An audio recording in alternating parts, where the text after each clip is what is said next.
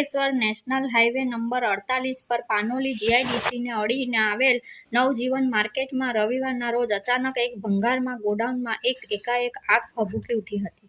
જોતજોતામાં આગે વિકરાળ રૂપ ધારણ કરી લીધું હતું. ધુમાડાના ગોટે ગોટા ઉડ્યા હતા, જે દૂર સુધી નજરે પડ્યા હતા. ઘટના અંગે ડીપીએમસી અને પાનોલી ફાયરને જાણ કરવામાં આવતા ફાયર કાફલો સ્થળ પર દોડી આવ્યો હતો અને 5 જેટલા ફાયર ટેન્ડરની મદદથી 2 કલાકની જહેમતે આગ પર કાબૂ મેળવ્યો હતો.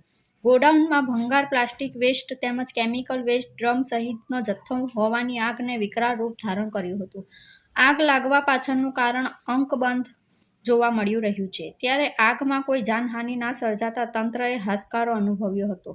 આ અંગે અંકલેશ્વર ડિઝાસ્ટર ટીમ સભ્ય મામલતદાર કરણસિંહ રાજપૂતે જણાવ્યું હતું કે આગ લાગવા પાછળનું કારણ હજુ સ્પષ્ટ થયું નથી. આગ ગોડાઉનમાં રહેલા ભંગારના વિવિધ જથ્થાને લઈ વિકરાળ રૂપ ધારણ કર્યું હતું.